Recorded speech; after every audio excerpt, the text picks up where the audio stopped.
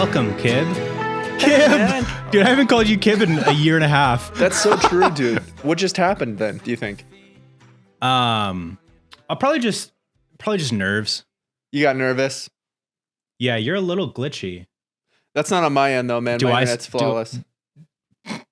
Do I sound glitchy at all? No. Then it's on your end. Couldn't be. I have 1,000 down. Whatever, dude. I have 10,000 down. No, you don't, man. You can't have that much fucking speed. I have carbon fiber internet, dude. I have carbon fiber. Carbon fiber internet. Yeah. What does that even sound like? What does that? Pitch that to me. It is pretty loud. Yeah. You do hear, it almost sounds like a racetrack through your house, like in the walls. Because they have to, it's a lot of setup. They basically have to run, I don't know, what is it? Like 15 miles of carbon fiber, thick cable through your walls. Fuck. And it just creates this weird like magnetic field too. So like and it's really hard to sleep sometimes, but I could download I could download Red Dead Redemption 2 in like 30 seconds. Dude, that's crazy. That shit's like 1.2 gigs. Dude, I could download Red Dead Redemption 1 in like 30 minutes. 30 minutes for a gig. Bro, when I was a fucking, like, just a little fish, did you ever have dial-up or anything like that? Did you grow up with dial-up? Yeah. Did you? Very briefly. No, yeah. I lied. No, you go, dude, yeah. Yeah. Did you? No, really? I lied. No, sorry. Yeah. No, for like, sure. I remember it. The little fucking window that would pop up showing like the that shit's crazy, connecting. It's not working. It's working. Just kidding. You know what was so fucking crazy about being a RuneScape gamer back in the day with dial-up internet is, first of all, it worked with RuneScape flawlessly. And second of all, I didn't have ever any issues with it. That's right. But second of all, so normal dial-up speed was anywhere from, I think it was 12 to 18 kbps or kbs. For real, that's what dial-up speed was. And now, dude, I have 1,000 mbps. That's 10,000 times faster. Or is it 1,000 times faster? You said 13 kilobytes? Between 12 and 18 kilobits per second, or kilobytes, whatever they are.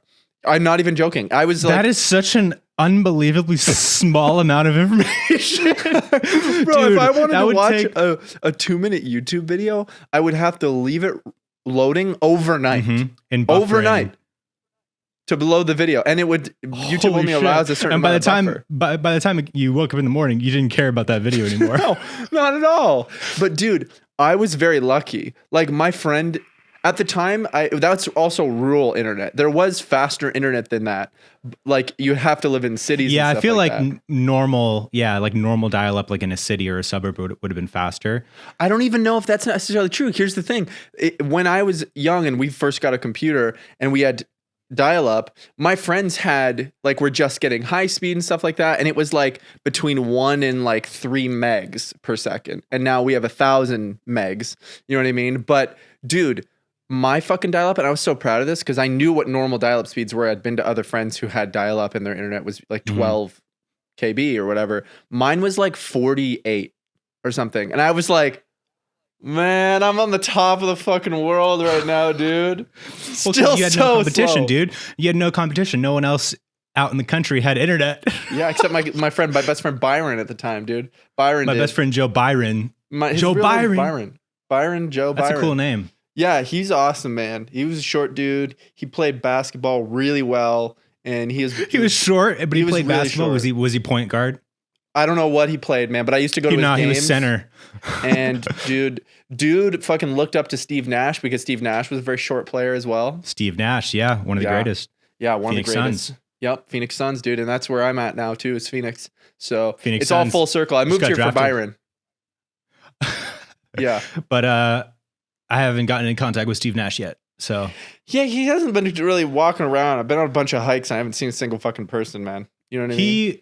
Correct me if I'm wrong, and you probably don't know because neither of us are sports guys. I big believe sports guy, dude. He was traded to the Lakers. That is incorrect. I'm gonna look it up. Because that'd be so hot if I knew that. Because everyone would think that'd be so hot if I don't think I actually know a whole lot about that kind of shit. Steve Nash. If Steve Nash plays for the Lakers, man, that's pretty rad because I'm an LA boy. Not anymore. He's retired, I'm pretty sure. He's what? Now he's a coach. What did you just say he was? Retired. Oh. You said something else. What did you think I thought? My bad. I thought you were making fun of his yeah. He was in the Phoenix Suns for like almost 10 years. Oh, he's only there for 12 days and then he got injured and was out for 6 years. And then he got ill. He had a brain exploding. He had exploded. Yeah, and then he was at the Lakers. He was traded to the Lakers. That's rad. Wasn't Steve Nash one of the first guys, if not the first guy, to run up someone's back and slam dunk because he was short as fuck? Dude. Byron? Let us know, Byron. This guy looks like... All right, do you know who the actor Jackie Earl Haley is? I think that's his name. He's the guy that plays... Did you ever see Watchmen? No. All right, whatever. This conversation sucks. No, tell me. He looks like the actor that plays Rorschach. Oh, don't know. Yeah, it's the amount of effort it would take for me to like show you the two of them just like this.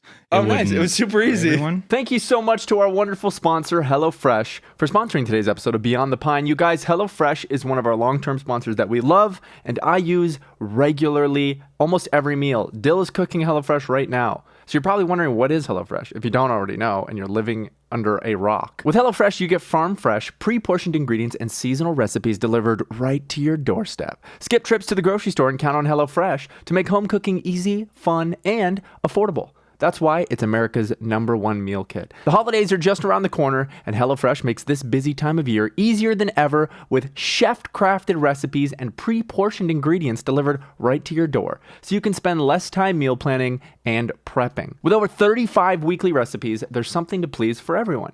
You can also easily customize your recipes by swapping proteins or sides, upgrading your choice proteins, or even adding protein to a veggie meal. This stuff is so good, you guys. I've been eating HelloFresh every week, probably 3+ times a week, and loving every second of it. It's made my life fun in the sense of cooking with Dill. It's such a fun time for us to spend together, dicing it up and cooking it up, and it's so easy, it's quick, it's delicious, it's high quality. You will not regret it. We've had this meal that was like a noodle dish that had like a red pepper sauce in it or something like that. It was absolutely incredible. Not to mention, I personally cooked pork tenderloin. And the quality of the pork tenderloin blew everybody away. I impressed the Maze compound like no other. I went, yeah, I cooked that. And it was freaking delicious, man. So you guys go to HelloFresh.com/Pine65 and use code Pine65 for 65% off plus free shipping. That's HelloFresh.com/Pine65. Do the thing. Go get it. It's such an amazing deal, and HelloFresh is our glorious sponsor who we use all the time, truly, in our personal lives. So go save yourself a ton of money and enjoy HelloFresh. So, guys, welcome back to Beyond the Pine. It's episode 270. Beyond the Pine. 270. I'm not gonna lie, dude. I miss Sam. Dude, that was a really fun episode, man. That was so much fun. And Sam, if you're watching, really enjoyed having you on, man, and really look forward to our podcast only relationship. Dude, we should make him a pseudo legendary guest. Yeah. We should make him a suit of armor too to wear on the podcast. Yeah, dude. We should also make him suit us, like our suitors. Like he has to like woo us and like give like every time he gets on the pod. Yeah, I think every time he gets on the pod, he has to like give us a gift. Whether that's money, he has to give us whatever. Something. Money, preferably, or preferably. I think it's potato. Oh, okay. I remember Steve he used to get up in arms about that all the time. Rest in his soul. Mm-hmm. A circle, dude.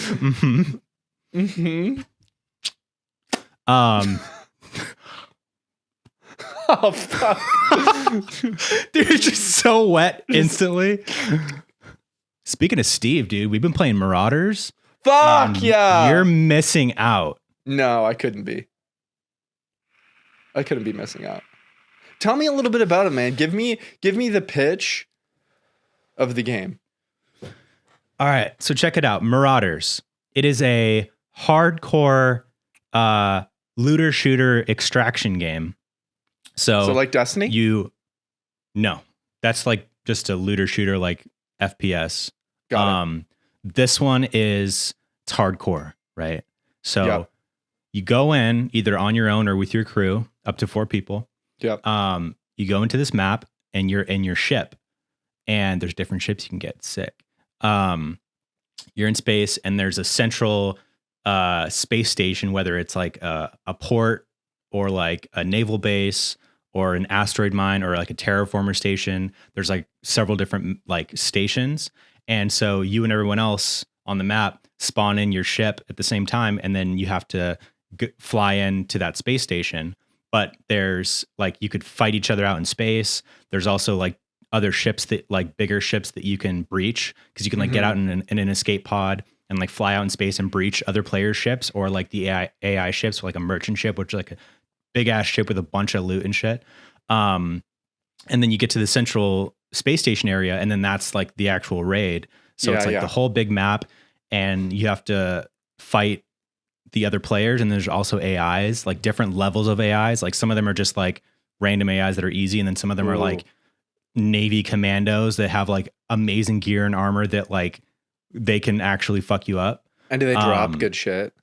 Oh, they drop amazing shit, dude. Do you like, is it like Destiny where you're constantly upgrading, or is it like you grind a certain like boss or something to get a very specific piece of loot that has like an RNG with what it drops? It's not so much like, there's like a honestly, for like the level of where this game's at, because it's still early access, there's a really decent amount of gear, like guns specifically. There's a ton of guns. There's a decent amount of armor too, but it's kind of like, fairly quickly what like the best armor is to look for and shit. In the entire game kind of deal? Yeah. Cool. Like, but here's the thing. Like where Destiny is like, you die and you respawn like a ton of times. In Marauders, if you die, it's permadeath. Permadeath game over? Well, for that raid, and you lose everything in your inventory. Damn. And do you have like so bank, you could have like level 11 like Panzer armor, which is like the best. You have like your normal inventory back like in the lobby, but like whatever you take with you on that is a raid, like you bring like your fucking MG42 like amazing machine gun. You take your like level Tekken 10 Kevin armor. Your Kevin armor. You take your Kevin Malone from The Office armor. I want my Byron armor. And then like if you die, it's lost. Damn, but if you're playing with like someone else, you like, then they can go to your dead body and like take some of your good shit to bring it back to you and then trade it to you. Yeah. Damn, I'm digging it's sick, this. Dude. It's like hardcore and like the stakes are high, but then like once you get in the rhythm of it, it's so rewarding to like kill other players, like other marauders, like because it's not easy. Take their shit and teabag. Fucking great, dude. It's such a good feeling, like fucking, especially like if I'm playing with Pob or Steve and like they get killed, and then I just go in there and fucking like and like wipe a whole team. Yeah. Oh, it feels so good because I avenged my friend. Yeah, I loot Pob's shit all the time. I usually kill Pob. I shoot him in the back of the head with a shotgun. Is there friendly fire? And I'm like, oh, yeah, there is. There's friendly fire and there's no HUD. Dude, that's so funny. I love that. So you literally have to just like know what your teammate looks like their armor and shit. Yeah. And obviously you're talking to each other. So like there's a lot of call outs of like, okay, I'll watch your six and shit. It's like, okay, I'm coming up the stairs right now and shit. So you don't, dude, Pob and I have definitely, me more than him, killed the other person. Nice. How many hours did you fucking holy shit. One time we were like, it was like an intense map. I think we were on like the asteroid map or something. And there were like a ton of like high level AIs and also like I think 3 other teams all in this one area. And there was like a clusterfuck of shit going on. And Pob and I were like hiding in this little room and we were like, fuck. And then like people started to move on. So we like went out and shit. And I heard somebody, like I had to go down to the bottom level of the asteroid thing for this mission. And then I was under there, and then I heard somebody above me, and I was like, okay, I hear somebody. And then Pop's like, okay, I don't hear them. And then I was like, okay, wait. And then like I was like creeping up the stairs, and then I see somebody come around the corner, and then I just unload an entire clip, got him, and then Pop was like, dude, that was me. That's so good. How often would you say you die? Probably 50 to 60% of the time. Wow. It's hard. Damn. No, that's a lie. Okay. 40%. That's no, because that's there are games where like you might not even come across like another player just because you're at two separate sides of the map, and like some games you might want to play slow and like creep around and just loot because you're looking for specific like crafting shit and whatnot. Cool. But then there are games where you're like, I have like amazing armor and weapons, I just want to go in and like wreck. Yeah. So on games where like you don't really come across any marauders, which are like the other players, you could easily just run like 10 games in a row without dying. That's crazy. But yeah, it gets like crazy when there's like 3 or 4 separate teams of marauders of like 2 or 3 people each. Because then it's like you're just fucked. Yeah, you're fucked. Yeah. But if you kill them, then you're not fucked. You know? How many hours do you think you put in already? Probably like 30, 20 or 30. Not bad. Not bad at all, dude. It's fun, dude. For like, and it's sick because it's an early access game. So they just released the alpha probably like 2 months ago. Right. There's already been like 2 updates that have added a bunch of shit, and like there are some bugs like with matchmaking and shit, like, and it can be really fucking annoying. So like Pab and I joined this game one time. I had dope gear, he had dope gear. We're like, you know, in our ship, we spawn in, we start like flying towards the spaceship, and then all of a sudden it just like cuts to black, the title screen, fucking kicked us, and we lost all of our gear. It just kicked you? Yeah, for whatever reason. Is it a game that you think you'll play for years? Probably on and off, yeah. I mean, like, because it's early access, I'm stoked to see where this game's at in a year. You know, it's going to be dope. Like, there's going to be so much more. Like, the developers are sick. They also made Hell Let Loose. I've heard of that one. Did we ever play it? It's like the hard. I've played it with Pab a couple times. It's so hard, dude. It's a super hardcore, like, real time, like, very tactical World War II game. Yeah. So like huge squad of like 60 people. Everyone has like different, you know, squads and like roles and shit. And like there's gunners and people and vehicles and shit like that. And it's just like a massive map of World War II. And like, it's real, dude, it's tough. Like I only played it once with Pab, and it's just a really steep learning curve because people have been playing that game for like 5 years, you know, and they like hardcore role play when they're playing it. And so like, they don't like, if you're like joking around and shit and like not taking things seriously, then you'll be ostracized. That's so funny. Fuck that nerd, man. Fuck that nerd, dude. We're going to go and kill some Germans. You're not taking this serious, man. You're not taking this seriously, man. You're not welcome at the barbecue after this. This is my fucking barbecue and you're not invited.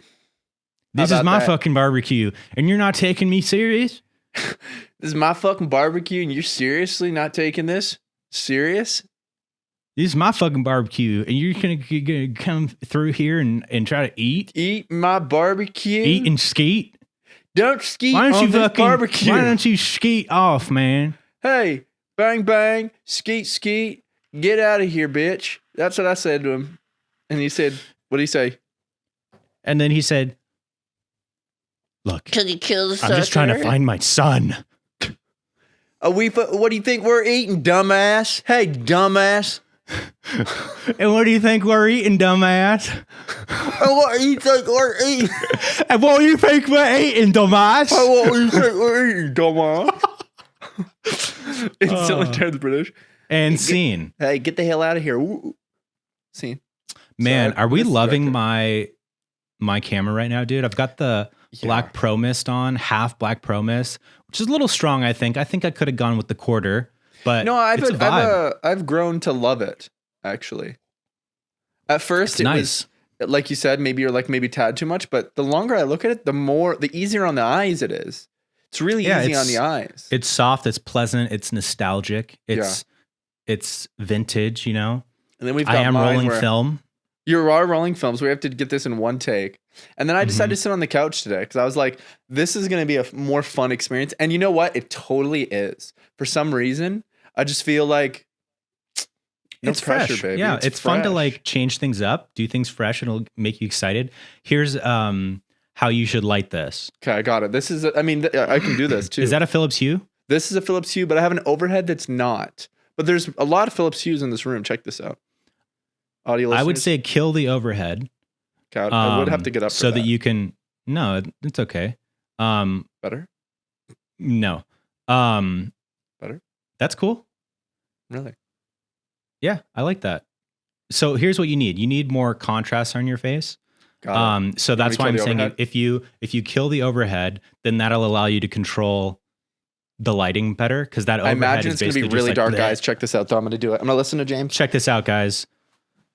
So I'm going to give you a little lighting exercise. It's perfect that he has that lamp right next to him. That's a nice practical light that we call in the industry because you could see it. And it's a household light. Is this better? All right. Now what you do is on that light next to you, change that to just like 3200. And that 3200, is that full up? Maybe this is 30. This is full up. It's not 3200 yet. Wait, does it not say? It doesn't say the actual color. Is there like a CCT option, which is like, this is probably about 3200. It looks green. Just a little green. Go a little bit more amber with it. Also, what white balance is your camera at? Do you know? Maybe 4400. I'm gonna go a little more amber. Okay, I can do that. Check this out. Amber. I'm trying to find it.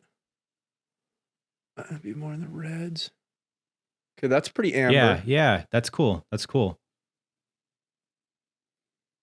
Hey guys. That's sick. Now, what would be cool is if you open up the blinds behind you a little bit. Really? Let some of that sunlight in. But it's going to be white. Just a little bit. Like, just let some light in. A little bit more. Come on. It's all fucked up. Audio listeners, you're missing out on a transformation. Oh. A little bit more. A little more? Yeah. Cool. Now sit back in your position. That's wow. Cool. Yeah. You know, I think a small fill, if I had it, or a key would be cool. Well, so we're keying you with that light. We're doing like a far side key. Right. Far side key. So far side key. Guys, anybody out there who's interested in filmmaking or shooting or lighting or anything, far side key is super important. I'm not far side keying right now because that's just not how I have my. Well, you got your window. It's far side key. Well, no, because this is my key. So yeah.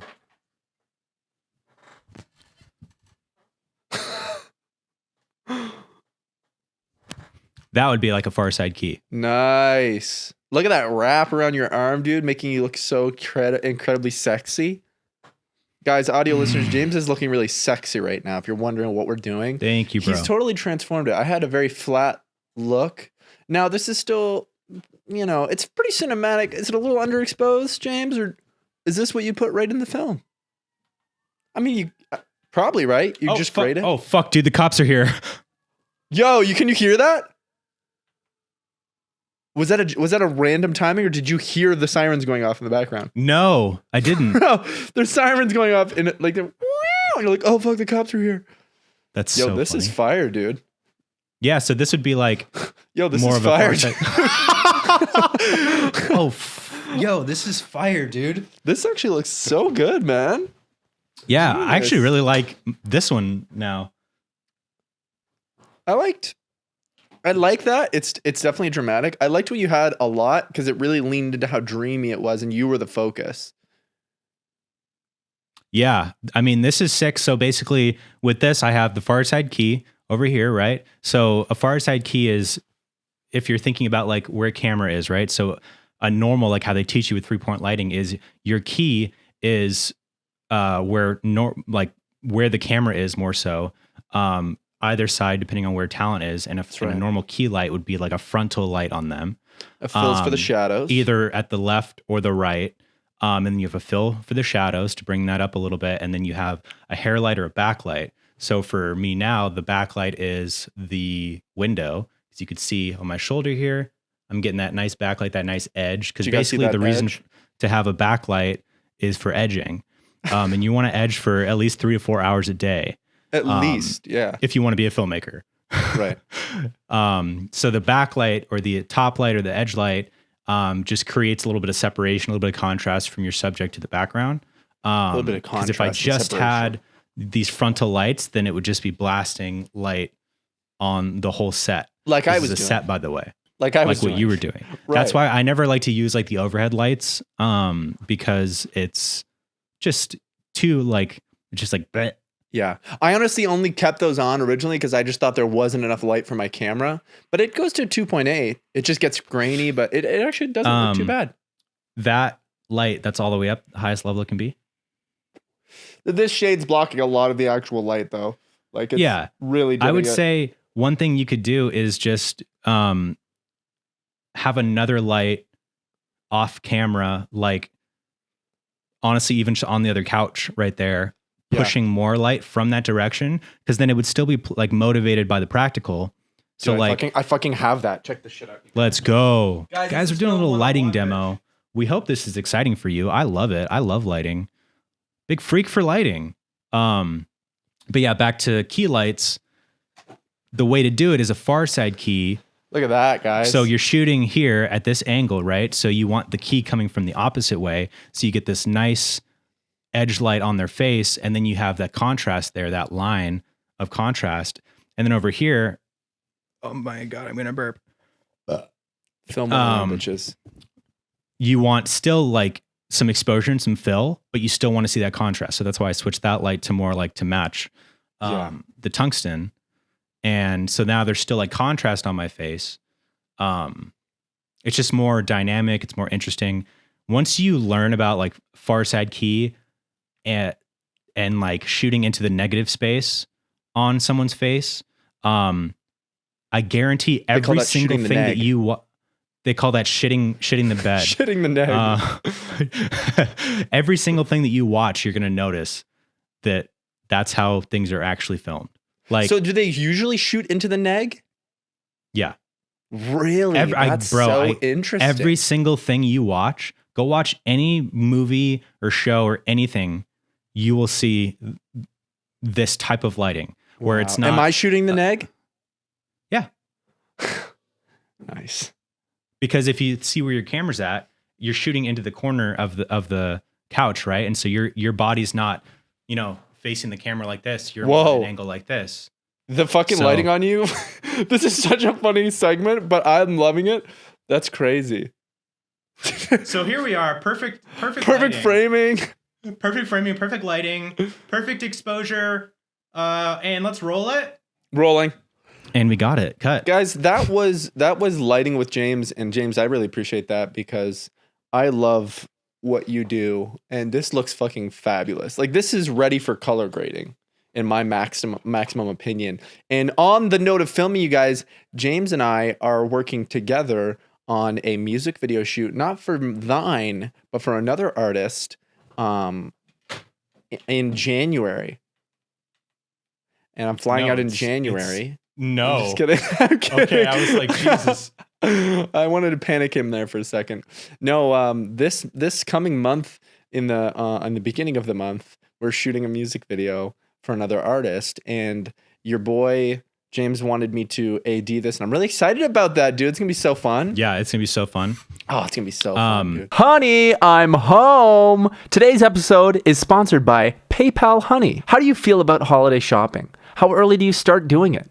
How often do you feel like you have a promo code ready to go at checkout? Thanks to Honey, manually searching for coupon codes this holiday is a thing of the past. Honey's the free shopping tool that scours the internet for promo codes and applies the best one it finds to your cart. It supports over 30,000 stores online, ranging from tech and gaming products to popular fashion brands and even food delivery. Let's imagine for 1 second, how would this work? I love what I've heard, but how does it work? Imagine you're doing your holiday shopping online and one of your favorite sites pops up. You're on your site, right? Then you want to go buy something. You go, you put things in the cart, and when you go to checkout, Honey button drops down, and all you have to do is click apply coupons. A few seconds goes by while Honey searches for the coupon it can find, the best coupon it can find for your cart. If it does find a working coupon, you watch the prices drop. It's that simple. I've saved tons of money using Honey for years and years and years, on food, on candy, on musical equipment, cables, XLRs, on Amazon. It's been the greatest thing of all time. Honey just is there for me. And once I've installed Honey, it's there and it saves me every time I'm checking out. So if you want to save money, first of all, who wouldn't? Second of all, if you do, and you are like all of us here, then get Honey. And save yourself some money, you guys. Saving money is easy with Honey. With all of the things that I saved money on, not only did I save that money and saved upwards sometimes of $15, $17 on a $40 item, which was incredible. I could never have imagined that I would have saved that much money. You think, well, maybe what, 5, 10%? Not all the time, baby. Because Honey finds the best working coupon for you, okay? So you can add Honey to your iPhone too. Just enable it on Safari and you can find savings on the go. If you don't already have Honey, you could be straight up missing out on holiday deals, and you don't want to miss out on these holiday deals, you guys. Black Friday's coming up. It's literally free and installs in a few seconds. And by getting it, you'll be doing yourself a solid and supporting this podcast. I'd never recommend something I don't use, so you can be sure to know that I use Honey all the time, every single day. Anytime I'm shopping, Honey is with me. It's like my little money god fairy to save me money. The savings fairy. Get PayPal Honey for free at joinhoney.com/beyond. That's joinhoney.com/beyond. Thank you so much to Honey for sponsoring today's episode of Beyond the Pine. We love you guys. I'm going to use you for the rest of my life. And I suggest you guys do the same. So enjoy the podcast. We're driving down to San Diego today for Thanksgiving, but I'm going to try to get some work done down there. And I'm going to call you potentially in like a few hours. Totally. To just go over some stuff. I think if we just hop on like a quick 30-minute call. I'd love to. That'll be sick. Because basically... Go ahead. I was going to say just because like being out for a few days, obviously it's the holidays and I'm going to take that time to like chill and shit. But coming back, I'm back Saturday morning and then that's a week until the shoot. So there's a lot of shit we need to get moving. But we're at like the perfect place. Oh yeah. I feel perfect. Now, may I ask, when is Thanksgiving? Thanksgiving is tomorrow. Okay.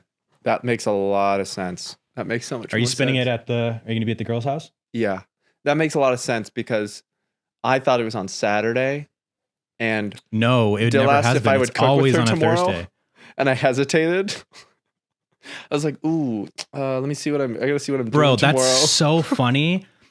Because you're a Canadian, so obviously... It already happened. Yeah. Did it? Yeah, it was in October. It's on October 31st. Yeah, it was in October. But that's so funny, and that makes a lot of sense. So I'll definitely be calling her after this and be like, hey, I didn't know tomorrow was Thanksgiving. I thought it was Saturday. Because I was like, ooh. And then I literally... That's so funny. I asked her, I was like, do you not normally cook on Thanksgiving? She's like, we're cooking on Thanksgiving. I was like, oh. Guess a little bit of both.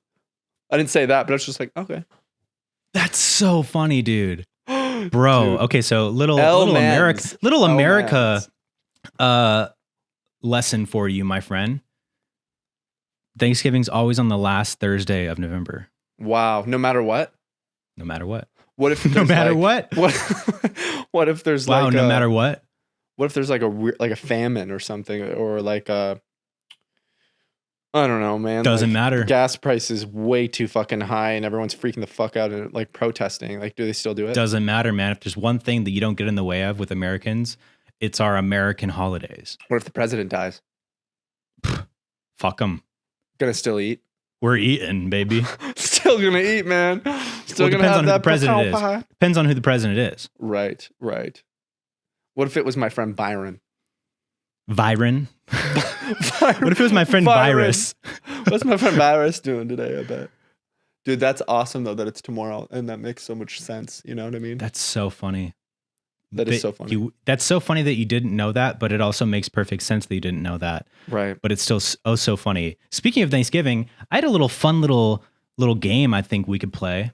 I'd love to play a game. Can we do voices? Now, sure. I'll be the cranberries. You be the gravy. Okay. Young gravy. I want to do a little Thanksgiving food tier list. Oh, I'd love to. Yes. I'm a big fan of tier lists, you guys. You know I get fucking passionate, and I will not back down from a fight, James. Okay. All right, and I'm going to record in 3, 2, 1, recording. Beautiful news. So I'm going to just sync because that is recording my mic. Oh, nice. Beautiful. And this guy's hot too. Me? Yeah. Thanks, bro. No problem. It means a lot. No sucking fucking problem, man. Okay, guys, so we're going to do our little tier list here. Okay. If you don't know what a tier list is, it is there's 1, 2, 3, 4, there's 5 tiers, right? Top one obviously being the best, lowest one being the boner killer, totally not giving me a boner. If I had a boner, that would immediately make my boner go away. That's least the amount of level. boners possible, yeah. Yes. And we're going to be doing it with Thanksgiving food. So that means all the food you eat on Thanksgiving. On Thanksgiving. Let's start with the classic, the king in the castle, turkey. Turkey. In my opinion, A tier. So, okay, so on this one, we have elite, which is in parentheses, will get seconds. Number 2 is great, then okay, then maybe, then hard pass is our boner killer. So you want to put it as great? I guess I would put it in elite because they specified that would get seconds, but I would get seconds of something in D tier even potentially. You don't have to. I think we can ignore that stupid part of this. Oh, okay, then great. Seconds, because I'll probably get seconds of lots on of just things. about everything. Yes. Thank you, James. Thank you, dude. Yeah, that would be great for me. What about you? Here's my thing about the turkey. Depends on how it's cooked. I was thinking the same goddamn thing, man. For the last probably 5 or 6 years, when we've been going up to Seattle, Lauren's family that's up there, Barry up there, he fucking deep fries the turkey. Oh, I've heard of deep fried turkey, man. That's interesting. Bro, imagine just the most delicious, juicy, crispy turkey versus just like a turkey that you've been cooking in the oven for a few hours and it's just, like it gets dry super fast. Oh, drier than the fucking Sahara, man. God, I hate. If there's one thing that I don't want, it's dry turkey. And if you can, hey, so that's enough. What's going on in there, James? Sorry, I was having a fit. I don't want dry turkey, so I'm gonna put if it's deep fried turkey, that's elite. But if it's normal, just turkey in an oven, that's honestly okay to me. Here's the thing. I would say turkey is very hit or miss, man. And some people just don't put the time and care into making that turkey juicy. But I'll say that my family does turkey right. They don't deep fry it, and I want to try that. But usually my turkey's pretty good. And I would put that still only in great. Because the other thing I like to say is elite things for me tend to be far and few in between or combinations on the fork is what is or elite. Like, yep. So we'll put turkey in great. It's the king. It's great. It's great. It's great. What?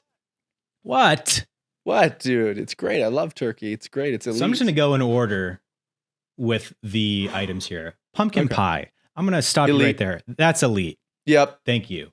That's 100%. Pumpkin pie is the greatest pie followed closely by Papple. No, I'm not the biggest fan of apple, honestly. You don't like apple pie? I like it. I like everything, but apple pie, just like, there's so many other pies before apple for me, which puts it in B tier. So it's okay for you. It's good. Is there a good? Is it great or is it okay? That's so they skipped. Honestly, it's so traumatic. For me, it's okay, but okay. You know, we got to come to some sort of agreement. It's elite for me, so we'll put it in great. Okay, that's a fair compromise. Yeah, I really appreciate that compromise, man. Copy that, whatever. So we've got biscuits next. I don't usually have biscuits. Honestly, biscuits can go fuck themselves. Depends on the biscuit. Okay, here are the dope biscuits. I don't like, like the biscuits that they make like an egg McBiscuit from McDonald's. Where it's like, isn't that what it's called? A McMuffin. No, then that's with an English muffin. I think it's just a biscuit. But I like that you called it McBiscuit. It's a big biscuit. A McBiscuit. The ones that are like, they're crumbly and they're dry and shit, Yeah. Those can fuck off. The type of biscuit that's amazing are those Pillsbury ones that are like flaky and there's like layers to them. I think that's more of a pastry though. The flakiness is pastry. Well, long story short, I'm going to put biscuits in hard pass. Yeah, hard because pass. the picture that they have here are those crumbly dry ones. Yeah, I take one small bite of that and I go, why do I do that every time? I hate it. Yeah, as if it's ever going to change. And even bread rolls, man. Bread rolls are fine. They're fine, but like if there's stuff to lap up, we care so much about having it. We care so much about having it. If you have a nice pasta dish, some spaghetti and marinara, and you're finished with your spaghetti and there's a bunch of marinara, then you get your fucking little bread roll and you lap that shit up. That's elite. Oh, that is elite. These kinds of dumbass hardcore loser biscuits are going to be a hard pass. No loser biscuits this year, guys. Please, I need you to stand up to your family and say no fucking loser biscuits and send us a video of you doing that. Please. For the next pod. And if you don't, we'll consider you dead to us. Loser. Or loser, yeah. Next up, we've got Brussels sprouts. Here's the fucking thing, man. They're hit or miss as well. If you fucking cut those bitches in half, grease them up, salt and pepper the son of a bitch, and crisp them the fuck out, dude. God, roast them with some bacon. Oh, sprinkle some bacon on them and roast that. Yeah, that's tight. That's elite. But if you don't do it right, and they're not cut, and they're barely cooked, honestly, they're just okay. Honestly, if you don't do it right and you don't even cook them, and they're just raw, then they're not good. Yeah, really quick. I just want to say, speaking of bacon, I made jalapeno poppers the other day, and they were so incredibly fucking hot, dude. Let's go. Spicy. Spicy. Like, I ate one and it was fine. I was like, oh, fuck yeah. I've had these before. I love jalapeno poppers. I order them for breakfast all the time. I bought them. They were bacon wrapped. I baked them 400 degrees, 25 minutes. Came out perfect. I'm letting them cool down. I eat one. Fuck yeah. A little spicy, not too bad. I ate a small one. I ate a small jalapeno popper. A baby. And I put that bitch in my mouth and I take a bite. And I instantly. It wasn't fully matured yet. You know that I swallow. And I swallow hard. I swallow hard. You swallow whole, baby. Yeah. So I chewed. That's why they call them throat pie clay. Throat. They don't the throat goat. They don't fucking call me the throat goat, okay? Sometimes they do. But I bit it in half and it was like yay big for a small one. Bit it in half, chew, swallow. A second later, my whole mouth burns up and I'm like, what the fuck? And I'm by myself and I'm freaking the fuck out because I haven't had anything that spicy. And I didn't realize jalapenos were even that hot. I haven't had anything that spicy since we did the spice gauntlet. Like it was that bad. And fuck, dude, it was the only food I had in the house. You were leaking from everything. And so you tried, it was the only food you had. So you had no choice but to eat more to try to like dampen it. And I did. And I did eat more. But I ate, like I bit another one to see. I was like, well, why was this one spicy and this one wasn't? So I bit another one. I was like, well, it was a little spicy, but my mouth is on fire at this point, but I'm starving. I'm fucking fat. So I'm like, and you're like, wait, I have to check if this one's a spicy. Oh, this is also spicy.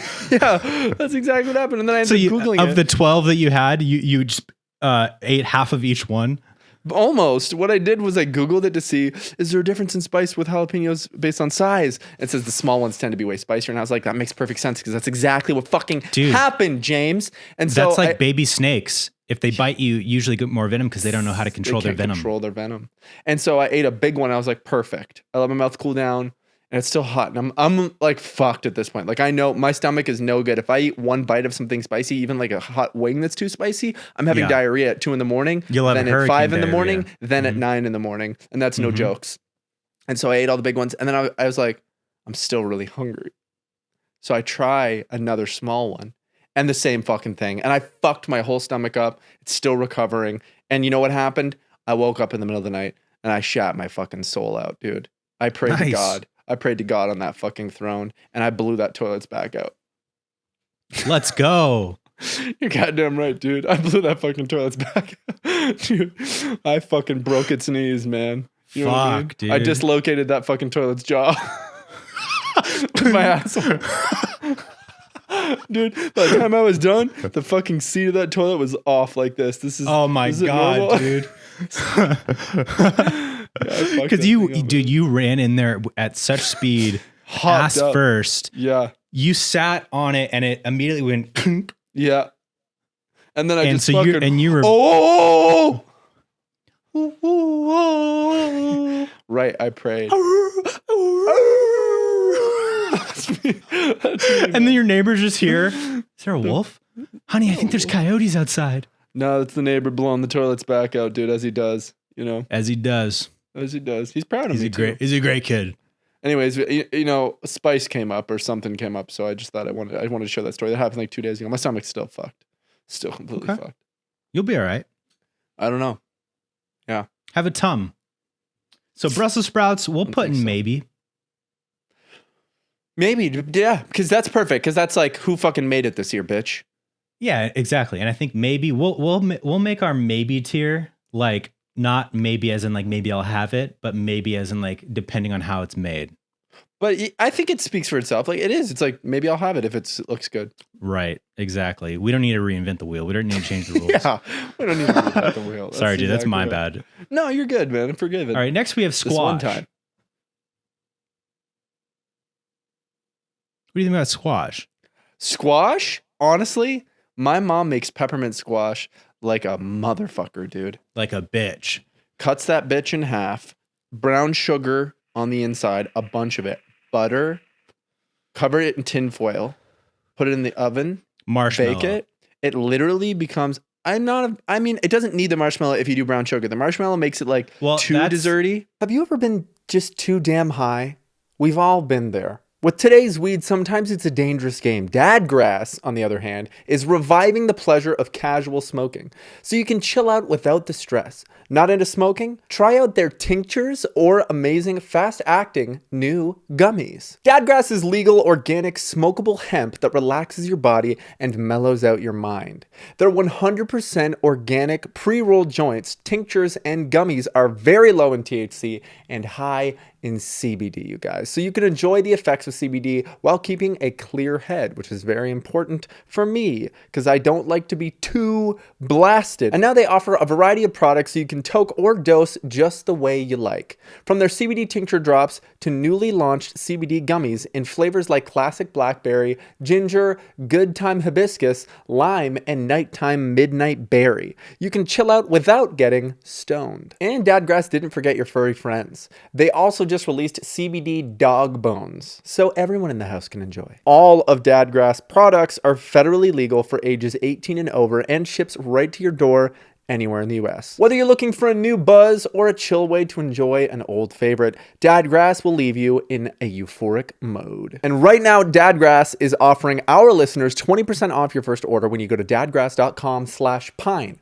Go to dadgrass.com/pine for 20% off your first order. That's dadgrass.com/pine. Chill out with Dadgrass. Marshmallows on like candied yams. Yeah, that's fire as fuck. That's children's food and fire as fuck though. Mm-hmm. You know, it is children's food. I'm not a big fan of it anymore. It's a little too sweet. And that's I'm not ever really gonna want to eat yams or sweet potatoes. Like sweet potato fries. Also, like I'm like whatever. I'd rather have normal fries. I'd rather have sweet potato fries. I made sweet potato fries the other day actually. That's great. What I was saying was, you don't have to get jealous, man. I'm not jealous. I think you're jealous that I like. My life is good. My life is good. Really good. I get to go to sleep by myself for my whole life. It's fantastic. Fantastic. I would eat. Dude, and then afterwards he's like, okay, go away. Go away. You cannot do it. You cannot do it. A nice punch to the face. Or a nice pile driver to the face. But you cannot do it. God, I love that movie. I can't wait till we make a comedy, man. We're going to have so much fun. Can we pause the game? We're going to come back to it for a second. Can we please making a comedy film where you and I are very heavily involved in slightly more of a priority? I know you got a lot going on. Just, do you know what that's going to do for our souls and how good that will turn out? Clayton, I'm epically down. Perfect. I already have the next short film in development right now. Yeah. And it has comedy tendencies. Yeah. But it's not a straight up comedy. But then you and I can start brainstorming and workshopping the next one, because I want to do at least 2 short films next year. The first one is going to be one that we already decided. And then the second one can be a comedy. Incredible. Like a straight up comedy. Incredible. And I think the only thing that we need to do, we're going to come back to the Thanksgiving games, guys, because I know you're really into the Thanksgiving games, as we call it every year. We know that you're here for that. We know you're here for the Thanksgiving stuff. Obviously, it's Thanksgiving. I'm excited to find a way to make narrative comedy just as funny as our unscripted comedy. And I think if we incorporate a lot of unscripted, it's obviously it takes like more filming, but maybe not. But I think that if we allow a lot of improv with the scenes, we might be able to do it. It's just it's so hard, but I definitely want to do like a bunch of research to figure it out and stuff. And obviously, well, yeah. So what you do is like you write the script, right? And you have to make sure that the characters. There's 2 sides of it. It's like you have to develop the characters really well, and then you and I have to like. Not just improv for the sake of improv, but improv from the perspective of that character. Like that's my fucking wheelhouse, baby. Would actually interact or respond to another character or the situation that they're in, right? Like, so there's like more parameters than there would be for like Sugar Pine 7, where it was kind of like a free for all because we were pretty much playing versions of ourselves, so we could say whatever. But like even like Will Ferrell and all them with like Talladega Nights, like Anchorman, all that. Excuse me. They improv'd as those characters, So like it's absolutely doable. It just has to. I'm super down for that. I always like keeping like a level of freedom so that improv can flourish. Yeah, I think like especially if you have good chemistry with who you're acting with, like that allows so much more of like an organic back and forth sometimes. It depends on the project, of course, and like the story and whatnot. Like I wouldn't fucking say that they'd improv. Like Christopher Nolan probably didn't have any improv in, Interstellar, because it's such a dense story with so much like dense science shit that like, what are you gonna improv? Yeah. Oh my God, there's a black hole. Frick. Wait, what? Wait, you want to keep that? Mean? Yo, can we use that? Wait, what? I just know how hard it was to it's like a blessing and a curse, because I feel like we did so much improv and we genuinely all found it so funny and were able to create so many funny moments from improv with SB7 that was validated that it was funny, and that's great, because then we knew what was funny, and we knew that we didn't necessarily have to like recreate something for it to be funny. We just knew how we developed and did our thing. We were able to, for that to be funny. You know what I mean? That was accomplished. So that was such a great thing to know and not worry about whether this is funny or not. But when we did more scripted stuff, it was a lot more hit or miss, obviously. Like, it's just a totally different world. And I'm excited and then also, to like, at the crack time, the code. With the scripted stuff, like, you know, what I loved the most about that was it gave us the chance to experiment and also like work on doing scripted stuff, but it wasn't, you know, where our experience was at the time. We had more experience and comfort in doing unscripted, more like improv based, free flowing stuff. So if that's what our, you know, skill set was leaning towards, then jumping to do scripted stuff was going to be more of a challenge. And it was. So like, that's why jokes didn't land the same way, because it wasn't even just like performance wise or storytelling wise. It was also the editing. Like editing is so important when it comes to comedy, because like, you know, if you're just in a wide two shot of people and one of them's saying a joke, like that's not going to be as funny as like potentially cutting back and forth to like reactions and shit. Yeah. Like, and then cutting to editing, a wide for that punchline. Yeah. You know what I mean? Like, and so we weren't at the level of experience at the time to make that work. But that's, you know, I'm glad that we did it. It was totally so much fun. I'm just really excited because I think that, like, you know, and I don't mean this in a cocky way. It's just like, that was what we did when we made our career. It was validated that how I felt about it and how we felt about it was correct. That if we were able to execute correctly, we could make a fucking banger comedy. Oh, 100%. I have no doubt. You know? And we have already a pretty cool idea, the Castaway idea. Yes. Oh my God. That's going to be so good, dude. It should kind of, I mean, we could go any direction, but I really respect the fuck out of like This Is the End and those kind of comedy films, and even like fucking Land of the Lost, and like these kind of like, they're just so funny. The characters are just so funny. And like the story, like the situation is what the story is more than like what the fucking story is and what's actually going to happen. It's like, it's the end of the world and everything that goes into that. You know what I mean? With This Is the End, you know, like sometimes too much story in a comedy can like bring it down. You know what I mean? And kind of like, then it just becomes, you know, instead of it being about, I think comedies work really well when it's focused on relationships and things like that. Versus, and then the situation that relationship's in. Yeah. Versus like a plot heavy story where it just becomes like every bit is just like, you know, getting from plot point to plot point. Like even with something like Land of the Lost, it's like it's, you know, it's kind of plot heavy in the way that it it's is like plot heavy, a super like, you know, sci-fi fantasy kind of story that requires like them doing all this stuff to be able to get here and then have to get away and shit like that. And like, so there's more like plot related jokes and shit versus like focusing on the same thing with horror, where I think horror does really well the simpler that it is.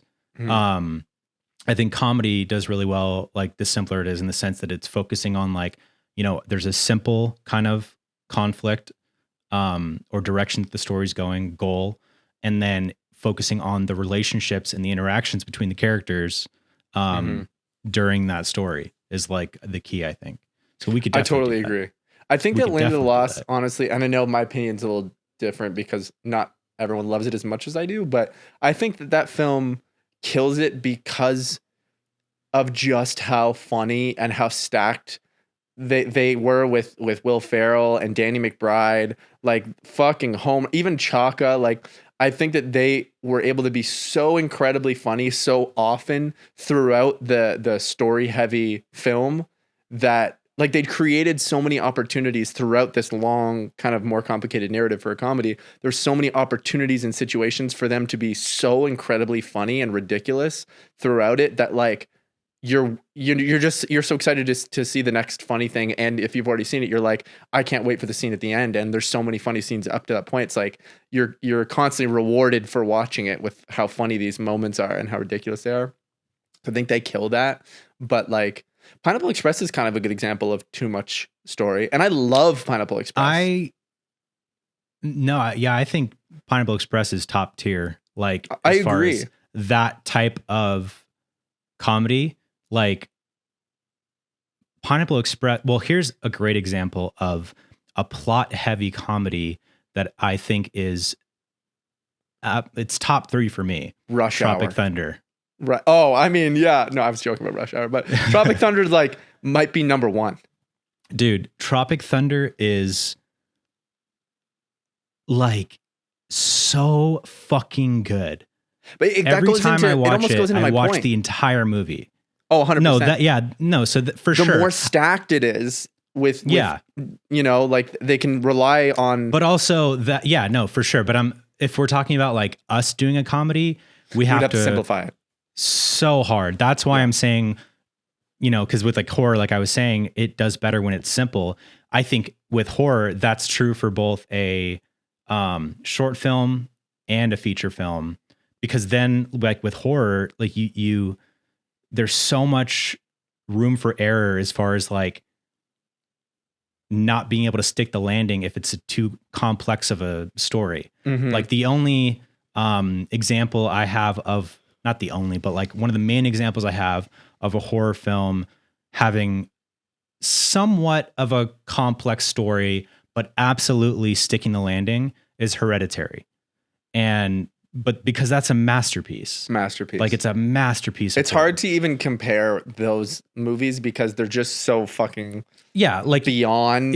Yeah, dude. Like you can't compare Hereditary to like fucking a Nightmare on Elm Street movie. You know what I mean? Like they're just in totally different leagues. But like on a short film level, keeping it simple is the key, because then you let the characters and their relationship be the focus. But obviously if we had a budget of $50 million, we could do Tropic Thunder, like a big crazy fucking storyline. So my top 3 comedies of all time. Tropic Thunder. Super Bad. I know the third. Dumb and Dumber. Yep. Super Bad. Yeah, honestly, it might be the same for me. Mm-hmm. Might be the exact same. Super Bad is so fucking good. So good. Like, and even still, like that's a pretty simple story. They're trying to get alcohol for the party. You know what I mean? Like, and then there's so much room for like real life and relatable things of being like a high school kid, like trying to get alcohol for a party and also trying to like, you know, get the attention of the girl you like. Mm-hmm. There's something that like, it goes both ways, but there's something really appealing about a film in any genre that's super simple, because there's less room for error, I think. Exactly. And it's more digestible, but at the same time, super complex stories are incredible when they're well done. I think it's like, it's more difficult to do when you make a really complex film. Like it's absolutely. It's almost like, like fucking The Lighthouse. What's the movie where he goes to the island? Is it called The Island? Something Island? Shutter Island. Shutter Island. Like Shutter Island, like you don't know what the fuck happens even at the end. So dude, and you know, with movies like that, like the complex story movies that we're referencing, if you look at who the filmmakers are, then you realize, oh, that's why those are so good, because you have master level filmmakers at the helm of that. You know, Martin Scorsese did Shutter Island, like arguably the greatest director. I didn't even know that. Yeah, dude. That's crazy. Shutter Island's a Scorsese film? Yeah. Damn.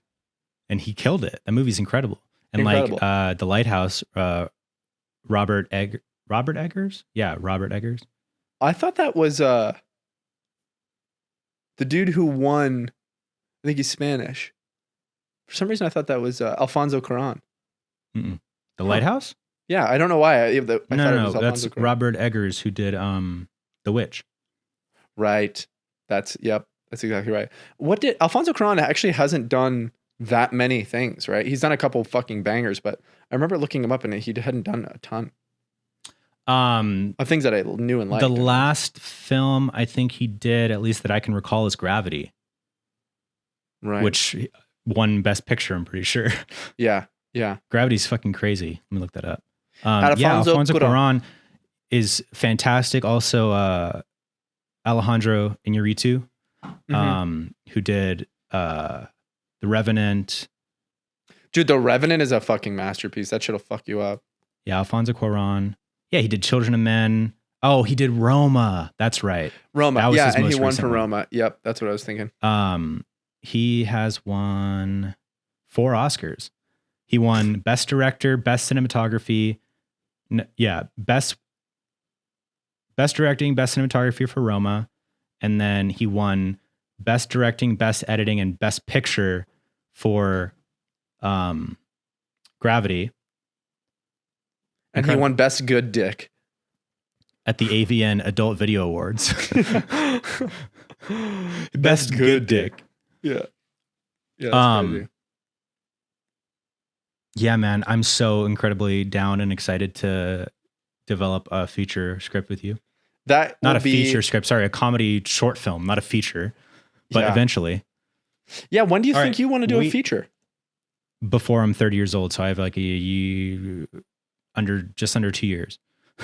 That's not that long. That means you got what, like two short films left before the feature? That's exciting. Yeah. Did I just give you a panic attack? No, I'm very excited. That's crazy. Man, I just have so much that I'm doing and so much that I want to do. And it's awesome. It's fucking awesome. But I wish there was more time in the day. Yeah, 100%. Sometimes I look at it like this, man. Make that bread, save that money so you can stop doing the stuff that was making you money and focus on your passion project till you need to start making money again. Literally. Make that bread, save up 30K, stop doing that shit and focus 100% so you can give 100% of yourself to your passion project till you got like 10K left, then pick up work again. Like, that's what it is. Because if you burn yourself out constantly, then you're not giving 100% of yourself to anything. Yeah, for sure. You know? No, that's absolutely not true. that you do. It's just like, and I've been there before for sure. Mm-hmm. We all have. Yeah. You know? No, I'm at like a good place, creatively for sure. How much money you got in savings? What's up? What's up? More than I've ever had. That's huge, man. Did you hit that goal? Did you hit that goal we talked about? I don't remember what goal we talked about. Typical goal. Brought up a bunch of times. $100,000? No. Typical goal. No. Not yet. Getting closer? Nice. Fuck yeah. For sure. Let's go, Mad Money. Let's quickly finish up this fucking tier thing and then I have to go. God Christ, I have to go. I'm just going to run through these. Run through. So, like, we're just going to run through these. Sorry, guys. We don't give a fuck about this. Yeah, let's get ready. I much rather would have talked about that entire conversation. That was such a great pod. I loved it, you guys. I hope you enjoyed. That was such a great pod. Okay, so squash, we'll put in maybe. Jellied cranberry, like out of a can. Honestly, I'll put that in okay. I'm not a big cranberry fan. It's just fine. Is there anything lower than okay, but like I'll still taste it? Maybe. No, I'll always taste it, but it'll be like just because you do. Okay. Just because you do. Yeah. Green bean casserole. I don't know if I've ever had green bean casserole. Green bean with like cream of mushroom soup, like as like the gravy that's in it, and then there's like the French onion, the crispy onions on top. Never had that. Cool. I think that's kind of bomb. I'll put that in okay. Sounds good. Cornbread. I'm not a big cornbread fan, man. I'm not either because I don't like. It's fucking dry. It's so dry, dude, and that's just bad cornbread. If it's moist, and honestly, dude, jalapeno cornbread is delish because when you cook jalapenos, it cooks out most of the heat, and then you just have the flavor of the jalapeno. I love the flavor of jalapeno. I'll put that in okay. Cornbread needs to have a revamp, man. You know what? Instead of cornbread, stop making cornbread. Everyone, right now, cake. Corn cake. That's it. If I want cornbread, don't make cornbread. Make red velvet cake. Yeah, that's right. Next, we have just plain corn. I love corn. Corn is goated for me. I'm gonna put it in great. Yep, creamed corn is elite, to be honest. Creamed corn is fantastic, but a nice corn on the cob. Honestly, though, if I'm gonna have corn on the cob, I want it to be like street corn, you know, with all the Get that corn out of my face. Some tahini, you know, some butter, some just loaded with bullshit. Yeah. Now we have normal cranberry sauce, not canned cranberry sauce. Fine, same thing. I'm honestly gonna put that. I'm gonna put that lower than canned cranberry sauce. Down. I'm gonna put that in a hard pass because I don't want the bits of fucking cranberry in it, man. Creamed corn, elite. Okay, now we have dinner rolls.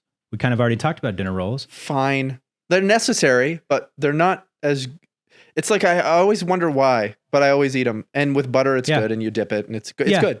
Yeah, I'll put it in okay. Yeah. Because like I'll probably have one. Always. And just only have like a few bites out of it. Exactly. Gravy. Gravy is necessary. I would put that in great. I put it in great as well.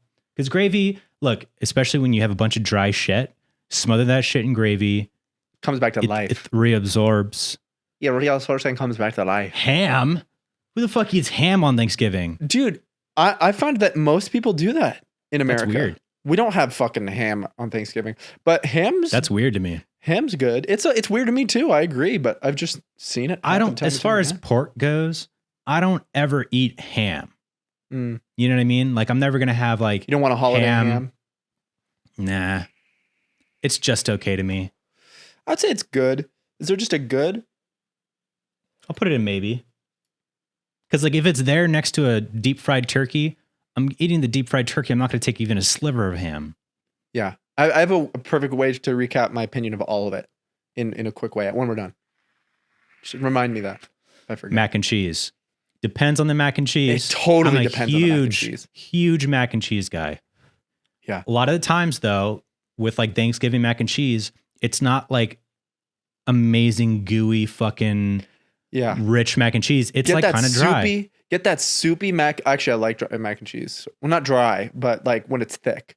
Get that soupy. I like thick. I mean like where it's like not enough creamy cheese. Oh yeah, and it's like yeah. It's like mostly just like noodles with like curdled Put some fucking cheese on that mac and cheese, man. Yeah, man. Okay, relax. I'm sorry. And get that soupy mac and cheese out of my face. And Stouffer's mac and cheese is fucking elite. So with that elite mac and cheese in mind, you want to put it in elite? No, because it never is great. Because it never is. It never is great.